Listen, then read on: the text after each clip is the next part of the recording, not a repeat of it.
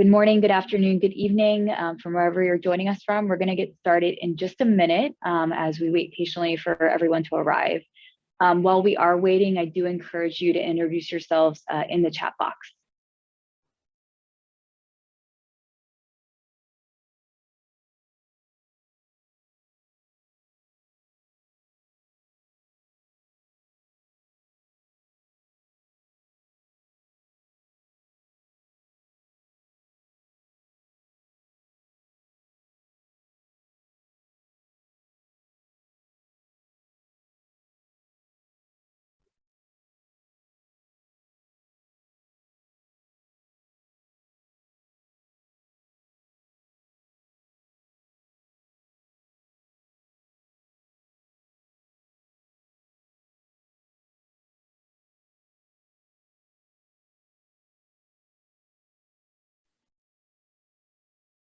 Great, I think we'll go ahead and get started.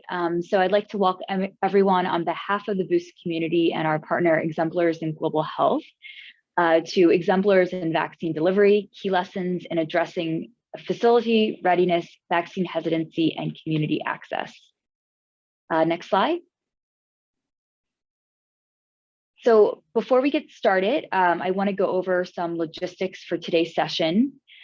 During the session, you can engage in dialogue with your peers and session facilitators through the chat box. We'll also use this forum to ask questions throughout the session. So I do encourage you to put them there throughout the session.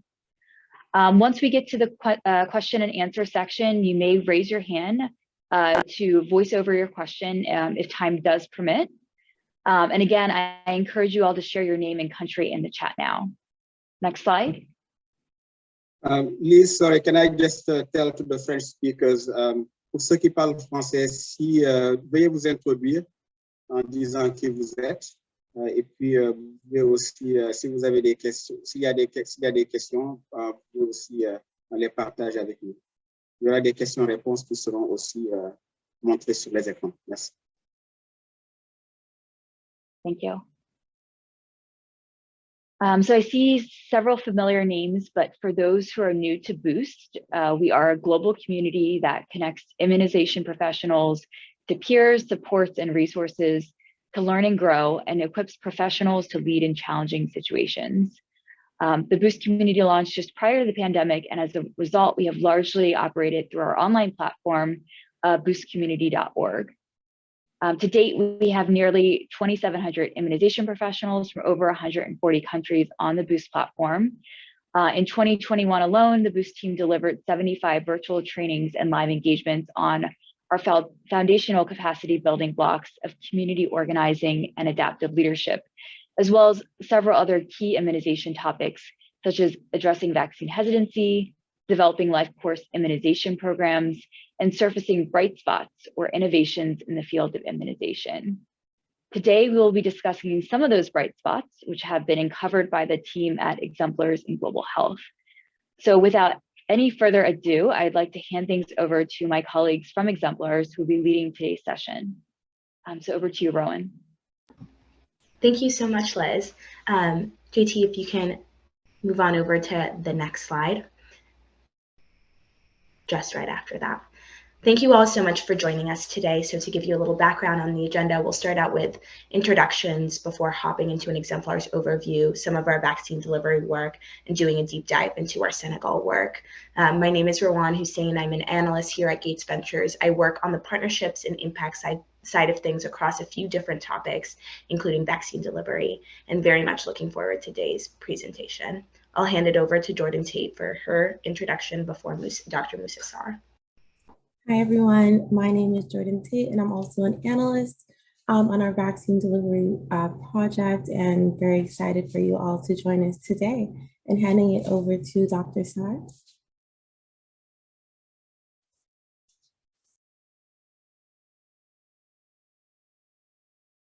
Is it up to me, Jordan? Yes, yes. Okay. All right, so I'm Dr. Moussa Sarr. I'm a physician and epidemiologist, and I'm a principal investigator of the Exemplars project in Senegal. I'm also heading the Business Development and Cooperation Group at ERSS. Thank you. Thank you. JT, would you mind moving over to the next slide?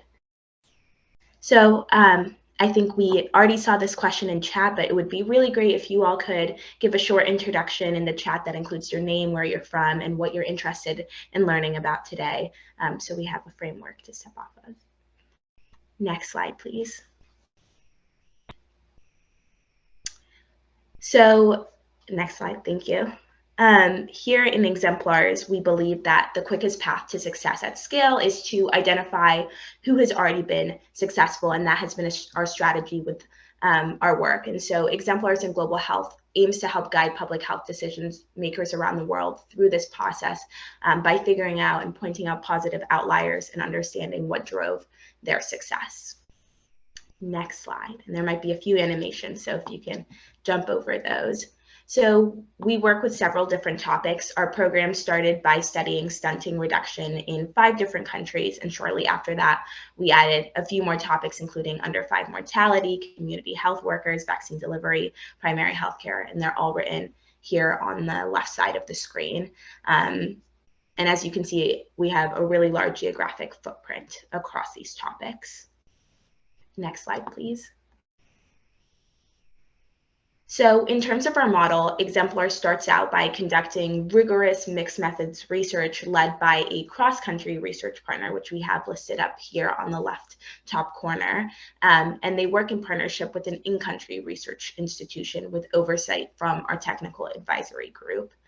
Findings from this research are then synthesized by a team of writers, many of whom are former journalists, and they're tasked with translating 100+ pages of technical reports into actionable country narratives for a non-technical audience. And to support uptake of this research and these learnings, we have a team dedicated to helping making the research widely available through different platforms, including our web platform, strategic partnerships, and dissemination activities. And we provide decision support services from clarifications on the research to peer-to-peer learning and, for example, bespoke subnational analysis. And I will hand it over to you, JT, for the next portion. Thank you so much. So first, I will be doing a brief overview of our Vaccine Delivery Exemplars project. We have a few questions sprinkled in, and then I will hand it over to Dr. Sarr in a few minutes for an in-depth deep dive into some success factors that we have seen in Senegal. So to start us off today, the first question we have for the group is, what do you view as the biggest barrier or barriers to vaccine delivery in your community or the communities that you have worked in? And for this, feel free to either drop your comments in the chat or feel free to come off of mute or raise your hand, and Rowan or someone else on the call can help me kind of navigate the chat. So yeah, we'll spend a few minutes discussing this first. So if anyone has any quick comments, feel free to join in now. Donc, cette question, c'est pour voir quelles sont les barrières les plus importantes pour la délivrance des vaccins dans votre communauté. Donc, si vous pouvez répondre à ça.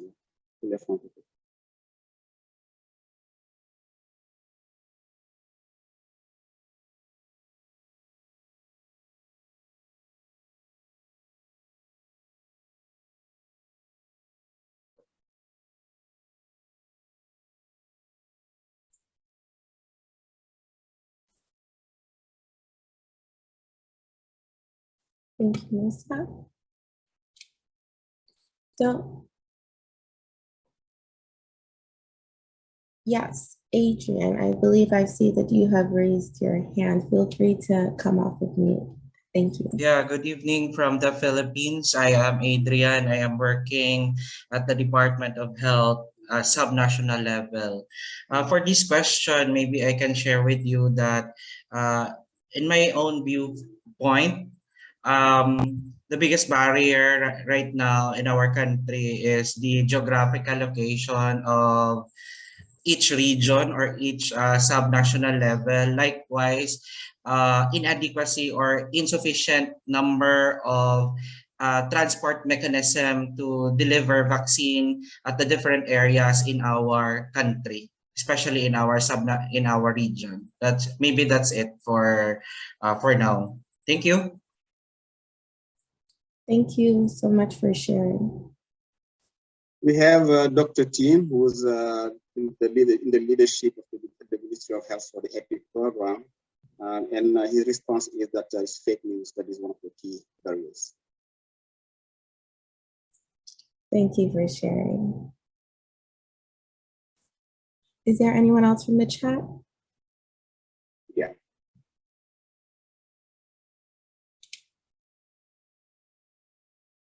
Awesome. Thank you all for sharing. And these are points that we will pick up later. So hold on to that. And again, thank you for sharing that with us.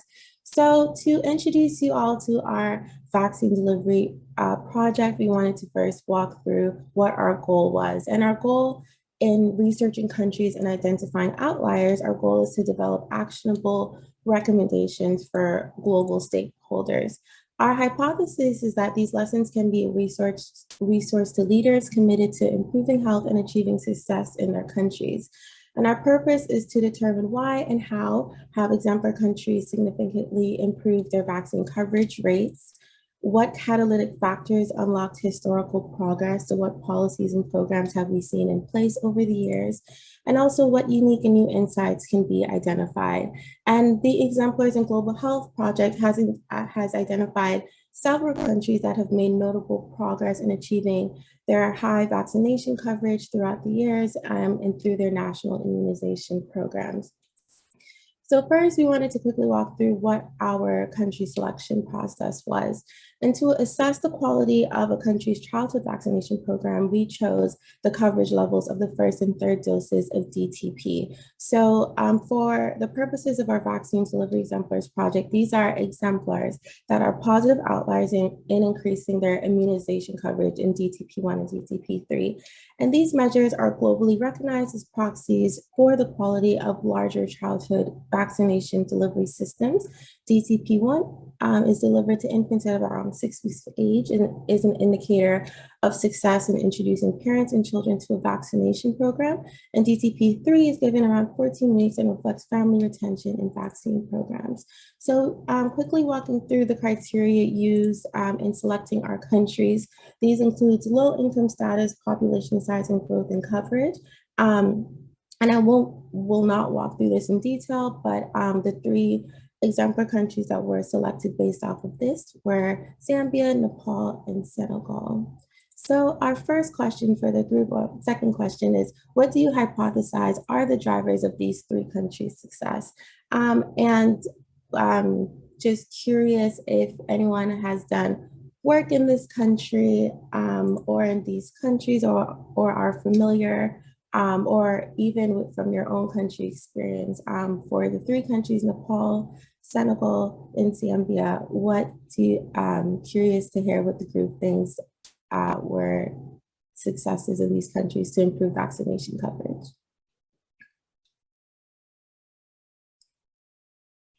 So again, feel free to drop comments in the chat or feel free to raise your hand and come off of mute and we can call on you. And as I cannot see the chat, if anybody wants to read those for me, that would be great too. Thank you.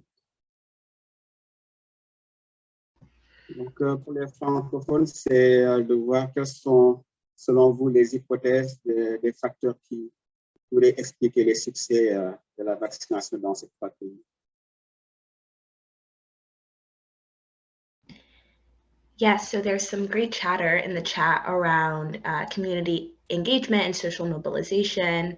And I see, Anoop, that you've worked in the Zambia and Senegal context. So if you'd like to come off mute and speak to that or doubt on your comment on community engagement, feel free to.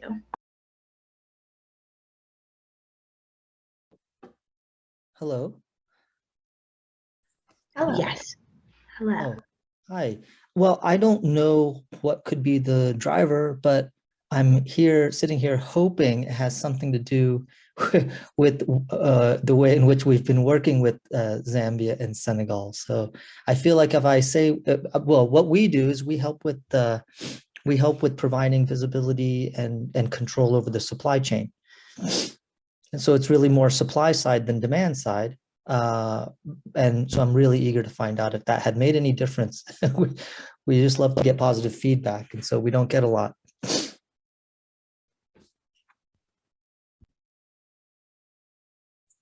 Thank you for sharing that. And as we dig into some of the high level themes, curious to see if what you're interested in jumps out. We will be going through that soon. And thank you again for sharing. Is there anyone else that would like to come off with me and share with the group?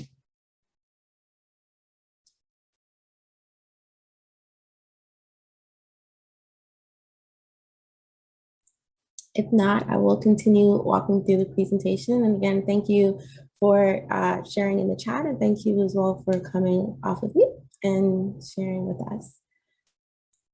So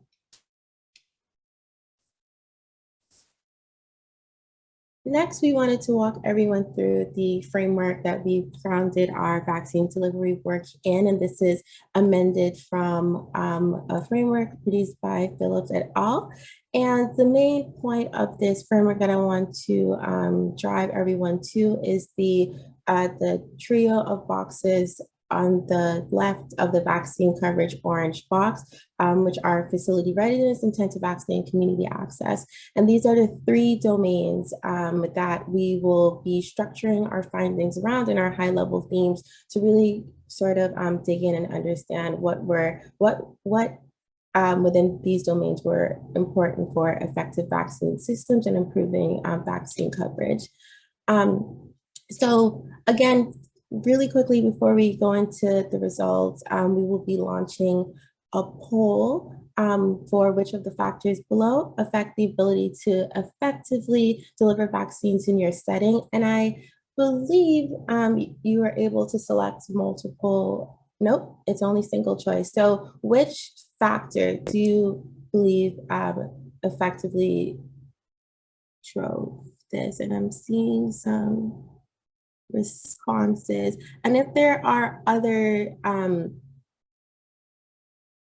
areas that you think were more effective, also please feel free to drop those in the chat.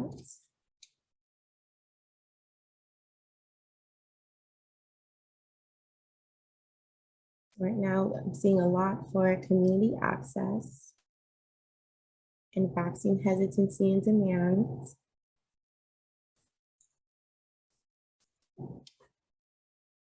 And if anyone wants to speak more to their answer choice out loud, based on your experience or why you've selected this particular domain, or if there are other domains, again, feel free to come off of chat as well.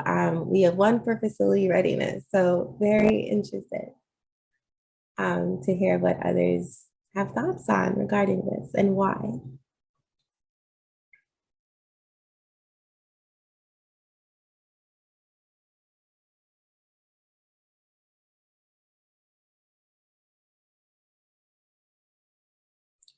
And has there been any other answer choices in the chat at this time?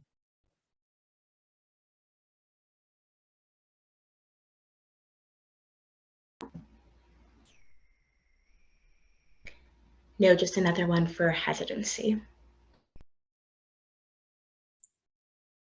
Awesome. And is everyone able to view the poll results as well?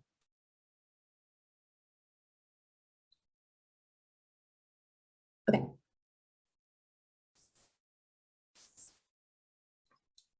So ending the poll, hopefully everyone can see it at this time. So as you can see, we have vaccine hesitancy and demands in the lead, community access a strong second, and facility readiness, we have one vote.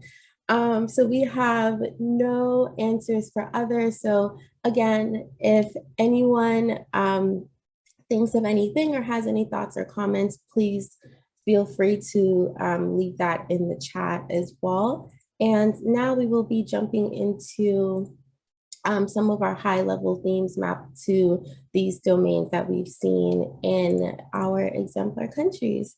So here, the first theme that we will focus on is facility readiness. And here we see high-level themes color-coded by country, starting from Zambia in blue, Nepal in pink/red, and Senegal in yellow. And I will walk through these briefly, provide more specific examples. And again, at the end of this, we'll be handing it over to Dr. Sarr to walk us through a deep dive into Senegal. So for facility readiness, we found that countries focused on a bottom-up, data-driven decision-making, investment in infrastructure, and multi-sectoral collaboration to improve facility readiness.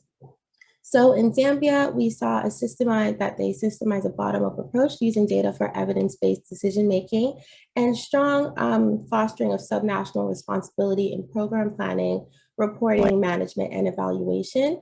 And Zambia also strongly builds capacity for using data among workers at both national and subnational levels. For example, each district's health information officer is responsible for entering data into their health management information system, or HMIS, every month, and that is also reviewed regularly. In Nepal, we saw that Nepal effectively used data to strengthen decision-making at the national and local levels as well through policy and program management and again, fostering of health system collaboration. And specifically, we saw the community health worker force. The female community health worker force were really empowered and their roles were expanded to include additional responsibilities as, for example, some additional maternal and child health services. And in Senegal, we saw that they utilized a disease surveillance and coverage monitoring system to address gaps in immunization coverage and improve performance. And this was really key, again, to reveal gaps and allow Senegal to address gaps and identify stock waste and monitor cold chain performance. And also we see strong data collection on the district health information software systems and weekly monitoring to help tailor strategies to improve immunization coverage. The next domain we will be focusing on is intent to vaccinate. And what we saw in our 3 exemplar countries was the prioritization of community engagement and alignment of goals across all levels. And these things were very key for generating demand. So in Zambia, in blue at the top, we saw a cultivated intent to vaccinate at the community level, and this was multifaceted. Zambia really targeted all caregivers for immunization, messaging, and education. Men were encouraged to attend appointments, and some health centers even allowed women that were accompanied by their partners to skip the queue for ANC or antenatal care services and immunization services as well. And they also utilized community level interactions, such as through the neighborhood health committees, community-based volunteers or CBVs, and also traditional and religious leaders to help bridge the gap between the formal health system and communities. And this played a critical role in identifying challenges on local levels and also key strategies in how to address those. And also finally, for Zambia, the creation of normative expectations as well. Really strong focus to disseminate accurate and consistent information through multiple platforms, including media, to educate community members on immunization and increased intent to vaccinate. For example, in Zambia, we saw the use of under 5 cards to reinforce demand. And these were cards that listed the vaccinations given to children up to age 5 and were intended to be required for school enrollment starting at age 7. In Nepal, we saw a really deep that the government developed a sense of shared goals and responsibility for vaccination among government partners and community members. And more specifically on the national level, we saw health as a human right codified via their constitution, and health and vaccines as a right. And this led to legislation being enacted to provide reliable service. And we saw targeted health policies at the national level really promoted a rights-based system of health, even down to the community level. And examples for this includes access to different health services, including vaccines, that really increased over time due to government initiatives, such as decreasing the distance between health posts and adding immunization-specific buildings for vaccination clinics and immunization services. And for Senegal, the Senegalese government tailored outreach approaches to reach different populations and really drive demands. The community health workers, seen on the screen, were seen as key drivers for the success of the vaccination program. And this include building trust in the community, which I believe was mentioned before in the chat, support of key maternal health and child health initiatives through community mobilization, referrals, and follow-up. And also the Ministry of Health and Social Action, or MSAS, also actively work to build demand generation and awareness through addressing misinformation. And rumors were also addressed by community workers, health officials, political leaders, and also an association of journalists. And our last domain, community access, which was also mentioned a lot during the chat as well. So what we've seen in our exemplar countries regarding community access is that decision makers really tailored external guidelines and shifted roles for frontline providers to meet elevated demands. So in Zambia, at the top in blue, we saw that they tailored external guidelines to local context and bundle health services to improve access. So to increase equitable access to healthcare services and improve vaccination coverage, Zambia adopted the Reaching Every District, or RED strategy, in 2007. And this WHO and UNICEF supported approach was intended to be adapted and used by national immunization programs to improve immunization services. And the Ministry of Health also developed a Reaching Every Child manual to provide practical guidelines on community engagement. In Nepal, we saw that they met demand for vaccines through tailoring roles for frontline health workers. So female community health volunteers, for example, would support immunization and help reach communities better by delivering door-to-door reminders of vaccination days and telling parents which specific vaccination each child in the household needs next. And they also help to identify unvaccinated children, reported this information to health facilities for tracking purposes, and conducted follow-up visits with parents who have children who are not up to date on their vaccines. So very much so community-led interactions and interventions. And in Senegal, we saw that Senegal really improved service delivery and prioritized community engagement to provide access to unique populations. And this involved offering an integrated package of primary healthcare services, including family planning, antenatal care, or ANC, vaccinations, nutritional counseling and treatment for various childhood illnesses, and also the location and timing for vaccine clinics were adjusted to ensure better access, and in some cases providing services on weekends and evenings or mosques or farms.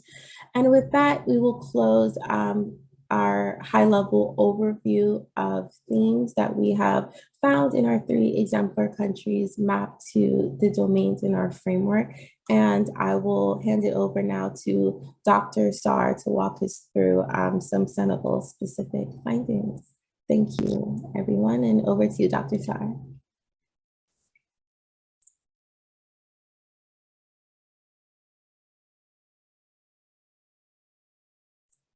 Sorry, I believe you're muted. Sorry, I was muted. Thank you, GT. All right, so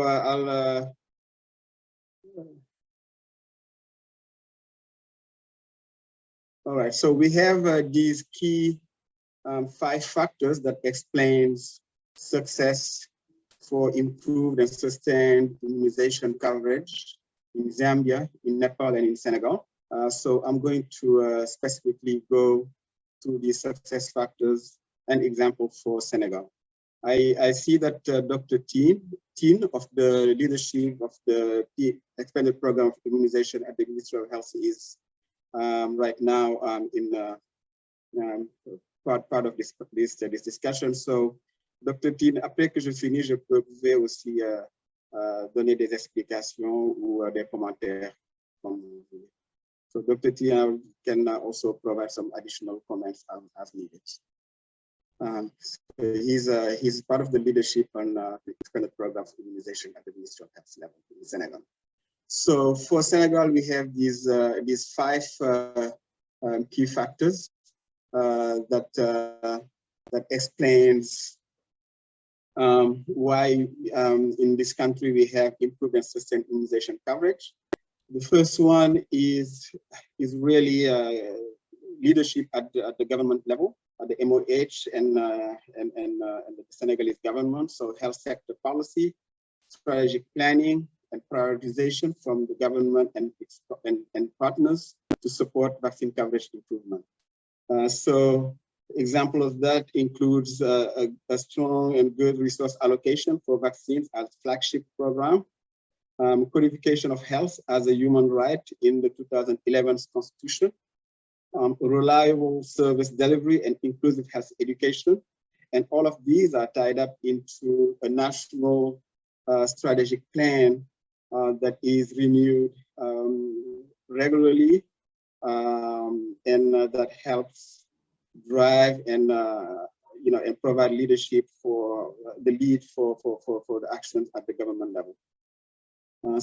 Number 2, we have collaboration, transparency, and accountability across all levels and entities to allow for an efficient planning, funding, and resource allocation. So for these, we have the partners and the MOH working hand in hand to foster collaboration. We have national forums to discuss the program improvements. We have feedback from the national level and community actors to inform decisions. And we have funding, budgeting, and action planning that operates through bottom-up to top mechanism. We also have an M&E system that ensures a rigorous decision-making at all levels of the health system with a DH2 that is available at even all the way to the post level, health post level, and with data coming all from the health post to health centers and district to all the way up to the national level. The data, all of these are discussed during coordination meetings and then provide support to the use of this data for for optimal decision making.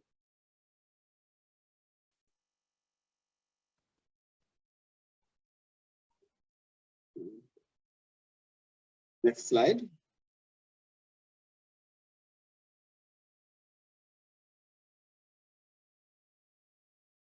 We have also community health workers and volunteers working alongside a strong focus on outreach services to support efficiency and equity of vaccine promotion and delivery. So we have these community level health development communities supporting local programs, community health workers serving as a bridge between the community and the health system.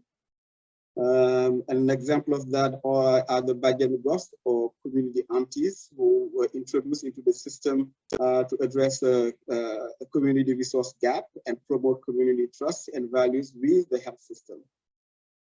And then finally, we have a strong community demand for vaccine that is generated through a rigorous engagement with the media, community level grassroots organizations, and the public. Through formal channels for input and feedback on priorities, interpretation of data, vaccine programming, and policies. We have also the media that is engaged in partnership with the MOH and the government and the health system and the health leadership to provide support on public awareness. So I'm gonna just very roughly just give the translation of these headers in French. So au Sénégal, les 5 facteurs qui ont expliqué le fait que le pays a un succès au niveau de son programme de vaccination qui est au niveau de la couverture, mais aussi qui est dans la durée.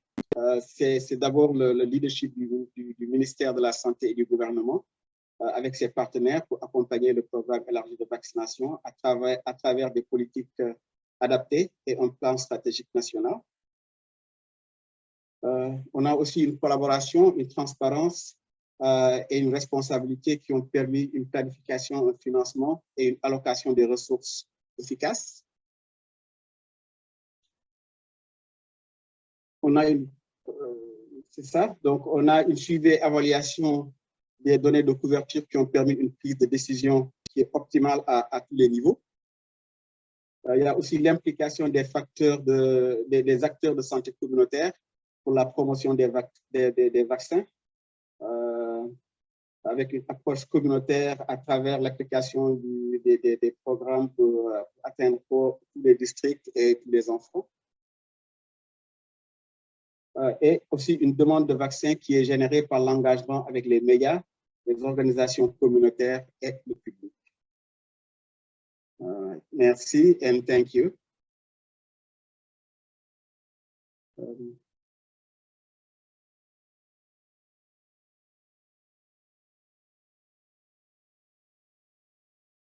ne suis pas sûr si Dr. Tibb voulait ajouter quelque chose par rapport à ce qu'on vient de dire sur ces 5 slides. Non, Dr. Sarr, merci beaucoup. Je suis confortable. I'm comfortable with your slides. Thank you. Yeah, thank you.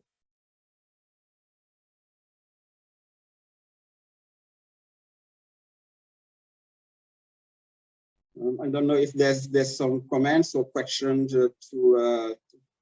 from the other participants for these 5 factors, or additions or comments or examples for other countries.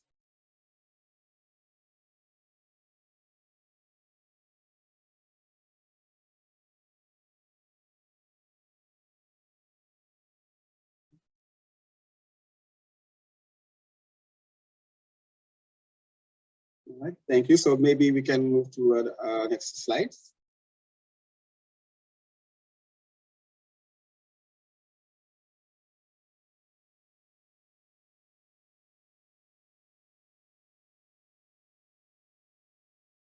All right, I really wanted to show this slide that really shows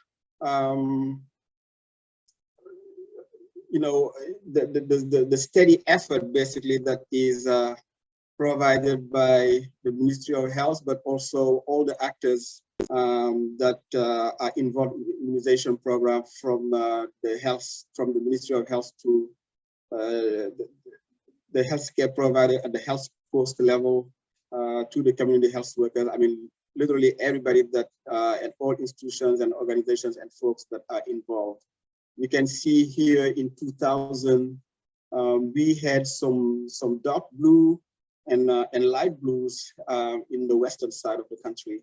But most of the center and then the eastern part of the country are brown or dark brown or light browns, showing that you know, we had some good coverage in the west, but most of the center and the eastern part of the country was lagging basically. We can see in 2007 how much that has improved, where we literally have strong blues and light blues in most of the west of the country and even most of the center of the country, and just some remaining light browns and so forth in the eastern part of the country. And we can see how this, you know, the progress is steadily improving from 2000, 2007 to 2009, where 2009 we really literally have strong blues in most of the west and even the center of the country. Literally, I would say most of the country is now in blue, light or dark blue.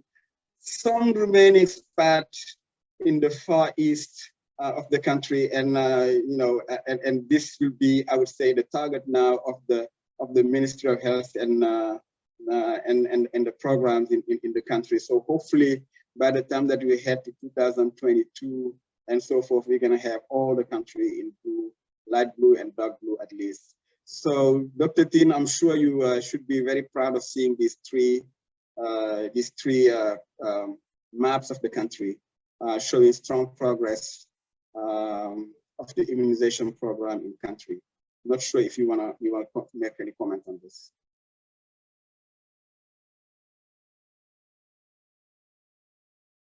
Thank you, Dr. Sarr. I agree with the three chart you present, because we are living all day and every day with this evolution of the immunization in our areas.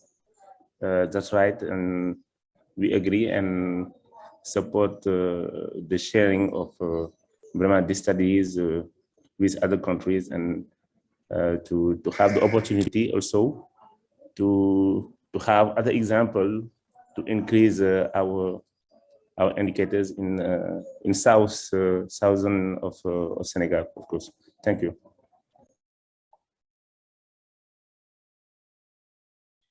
Thank you, Dr. Tim. We have also some of the focal points who are connected. Donc, juste pour montrer ces trois différentes cartes du Sénégal qui vont de 2000 à 2019 et qui montrent le programme, le progrès soutenu, hein, si on peut dire, de l'effort que le programme élargi de vaccination et le ministère et tous les partenaires qui sont impliqués du niveau central au niveau district, au niveau périphérique font, et qui font que qu'on peut voir le bleu était beaucoup plus présent au niveau du côté ouest du pays dans les années 2000. De 2000, 2007 à 2019, presque tout le pays est maintenant en bleu, bleu foncé ou bleu clair, mais presque tout le pays est en bleu, sauf seulement une petite partie au niveau de l'extrême est du pays, qui montre que vraiment il y a un effort soutenu pour l'amélioration du couverture. Ceci aussi montre une bonne utilisation des données de monitoring and evaluation qui font que les gaps qui sont trouvés au niveau d'une année sont adressés dans les années qui viennent. Donc, je ne sais pas si l'un d'entre vous veut faire un commentaire ou quelque chose. So I was also saying that this is also an indication of the good use of data and monitoring and evaluation. Basically, there's a targeting of of areas that are lagging and that need support, and we can see that those gaps are addressed from year to year to improve steadily, but surely the coverage of the country. So hopefully by the time that we're going to have another map in 2022 or so, all of the country will be in blue, whether it is light blue or dark blue. Thank you. So, up to you, JT. Thank you so much, Moussa. And our last poll before we jump into some discussion questions here, based on what you've heard today, what areas of interest would you like to learn more about? And if possible, please drop in the chat why, if there's anything that has kind of piqued your interest, we would be happy to hear at this time. Is the poll launched? Okay, thank you. And for this one, you should be able to select multiple answers. So again, based on what you've heard today or didn't hear today, would just be curious to know what you would want to learn more about. And again, if you have any reflections at this time, please feel free to come off of chat, off of mute, sorry.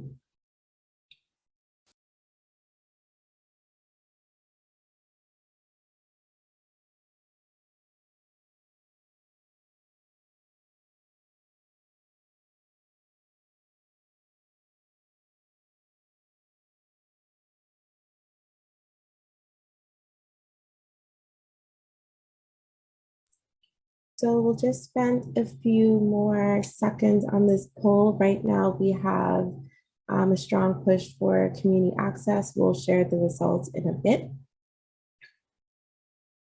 Some for facility readiness. We have 2 for other areas of interest. For those that have selected them, if you would like to speak more on this, again, feel free to come off of mute or drop that in the chat. We'll just be curious to know more.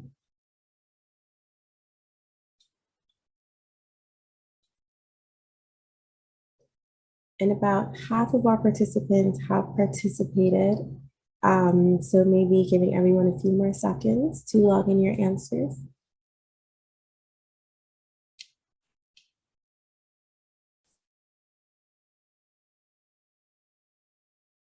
Okay. So sharing the results with everyone here, as you can see, strong push for community access as well, facility readiness, a bit for intent to vaccinate, a bit for country-specific findings as well. And again, we did share, high-level themes. I believe it was shared in the chat, our Exemplars website, where a more in-depth dive of our 3 exemplar countries will be found. Right now, we have the most up-to-date information for Zambia, and Senegal and Nepal on our platform will be close coming. And again, at this time, we will go into our discussion section, and I will hand it over to Luan.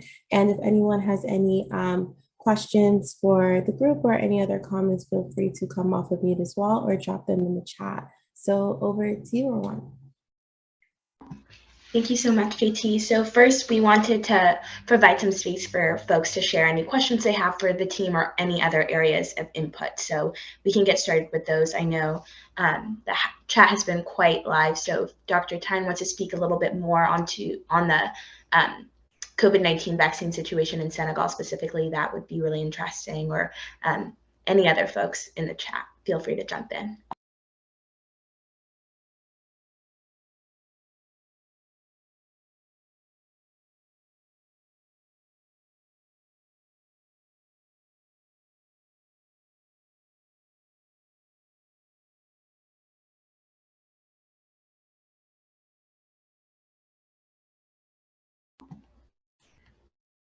Also happy to discuss any thoughts you have on the research as well.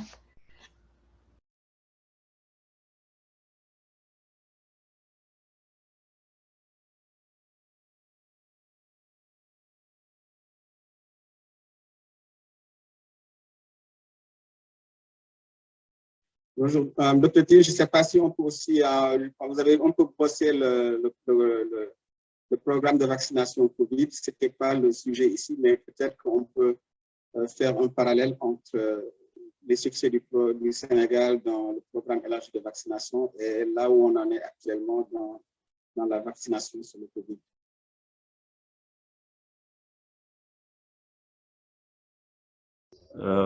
Oui, docteur Sarr, je le dis en traduisez. Oui, c'est ça. Voilà, très bien. Donc, merci beaucoup. Toutes nos félicitations pour vraiment la clarté des différentes présentations. Pour ce qui est de la vaccination contre le programme élargi de vaccination d'une manière globale, en tout cas, le système sénégalais a fait preuve de vraiment beaucoup de résilience. On a une grande histoire de vaccination depuis les années 70. Aujourd'hui, vous avez vraiment très clairement identifié les 5 grands facteurs de succès. J'adhère fortement à ce que vous avez présenté. Et aujourd'hui, je pense qu'avec la COVID quand même qui est venue s'y ajouter, nous avons connu quand même des facteurs d'hésitation. Mais cette hésitation, c'était surtout, en tout cas, contre le vaccin, contre la COVID-19. Hein. C'est ça que nous avons connu. Mais par rapport vraiment à la vaccination de routine, surtout en 2020, il y a eu à un moment donné vraiment une diminution de la fréquentation des structures. Mais au-delà, avec vraiment le programme a eu à faire preuve d'une grande résilience, ce qui a permis de maintenir aujourd'hui les indicateurs et de permettre à continuer à vacciner, en tout cas les communautés. Aussi bien les populations adhèrent à la vaccination, mais également le système de santé est organisé de telle sorte qu'à tous les niveaux, aujourd'hui, on peut véritablement vacciner et maintenir surtout les indicateurs sans problème. Voilà, donc c'est ça que je voudrais dire, et je vois qu'il y a le docteur Gay, de Daouda Gay, qui le rappelle également, qu'il y a des défis néanmoins liés à la vaccination, surtout pour les jeunes filles au HPV, qui aujourd'hui, cette stratégie était corrélée à un moment donné à la stratégie école. Et quand on est en période de vacances où il y a des difficultés, quelquefois cette stratégie vraiment pose problème. Mais on peut véritablement voir, il y a des success stories qu'on peut partager, surtout liés à cette vaccination, à travers l'engagement communautaire dont tu as eu à parler. Parce que dans certaines localités, les dialogues communautaires sont organisés et ça permet vraiment une meilleure adhésion vraiment des populations à la vaccination au HPV. Je pense que c'est un grand challenge aujourd'hui. Voilà, donc c'est ça que j'avais à dire surtout d'une manière globale, mais la vaccination quand même de routine. Aujourd'hui au Sénégal, je pense qu'il y a beaucoup d'acquis et qu'on gagnerait surtout à consolider. Je vous remercie et félicitations à tout le monde. Okay. Thank you, Dr. Tim. So I'll translate. So overall, Dr. Tim agrees to our findings and to the key factors that were presented. For the COVID right now, one of the major issues is vaccine hesitation. That makes a challenge, but this vaccine hesitation is not seen for the other vaccines for the routine vaccination. We have also seen a lower demand of vaccines in 2020-2021 due to the disruptions due to COVID and the hesitation of the population coming to the health centers. But overall, right now, the population is back at all levels and the routine immunization is ongoing. There are some challenges though. For example, for the HPV vaccination of young girls, that strategy was mostly school-based, and the strategy was also strongly affected by the closure of schools and the COVID.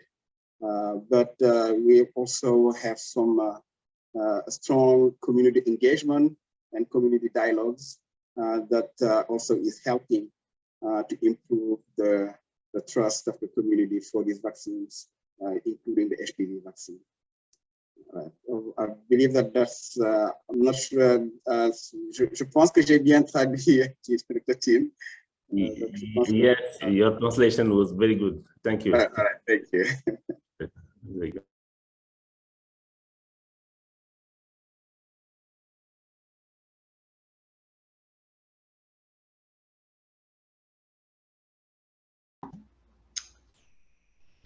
And Dauda, I see your question in the chat, which is, are there any plans for the replication of the success of Senegal to other countries?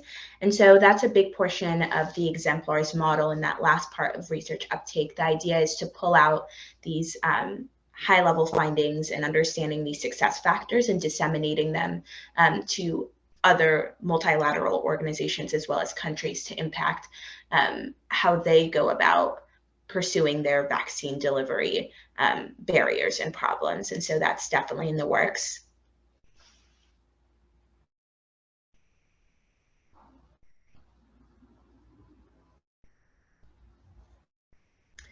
A question for you, Dr. Moussa. How can these findings, which focused on childhood vaccinations, be applied to ongoing efforts to increase access and uptake of the COVID-19 vaccine? Yes, so I mean, I will make comments here under the guidance of Dr. Tin, who is here, and then he can jump in.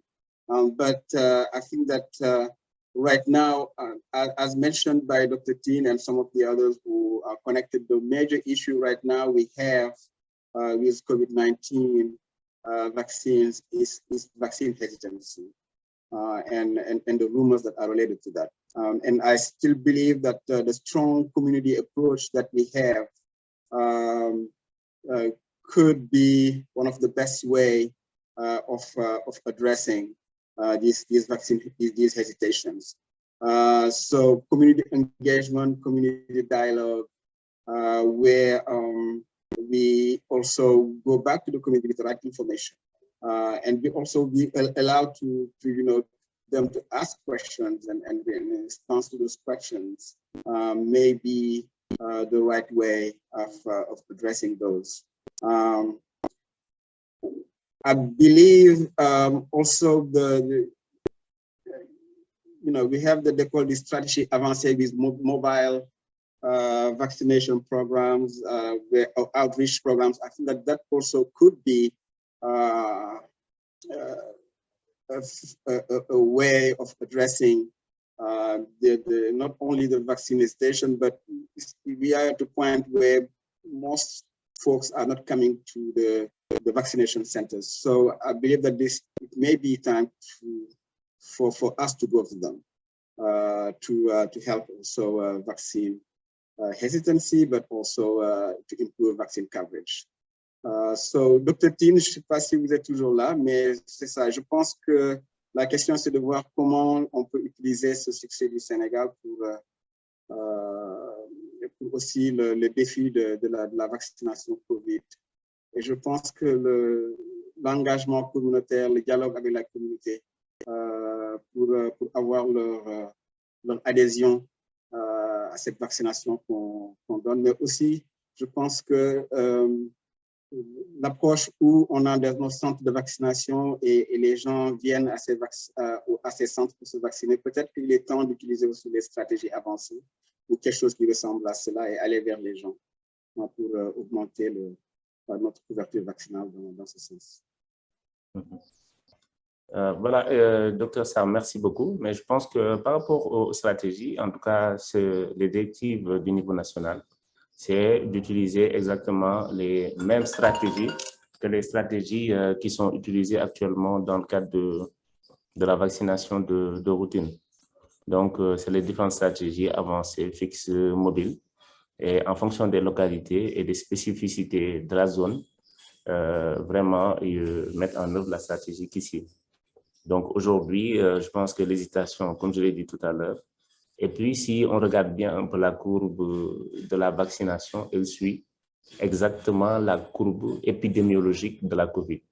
À chaque fois qu'il y a eu des vagues avec des pics, la vaccination a connu également des pics au niveau du pays.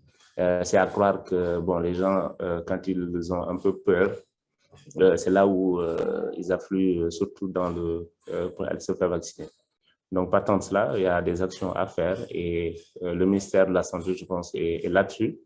Une réunion a été tenue dans ce sens-là pour relancer, en tout cas, cette vaccination. Il y a beaucoup de pistes de solutions, en tout cas, qui sont évoquées allant dans ce sens-là. Et je pense que nous allons y arriver. Merci. Merci, Dr. Tine. Donc, so what Dr. Tine has mentioned is that definitely these mobile vaccination programs can be something that can be also used because that has been shown to be successful for immunization. So that we can go to areas that have low vaccination rates through these outreach programs. He has also mentioned that if we look at the vaccine coverage for COVID, it goes along, it has the same curve than the epidemic curve of COVID. That means that when there's there's higher numbers of infections, then people rush into the vaccine centers. But then when the numbers go down, then people stay home and don't want to get vaccinated.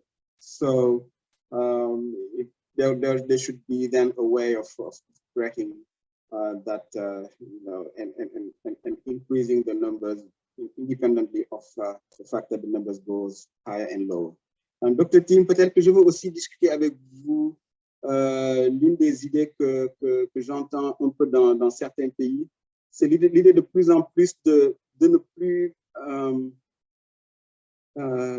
disons, mettre la vaccination sur le COVID de côté, comparé à la vaccination de routine.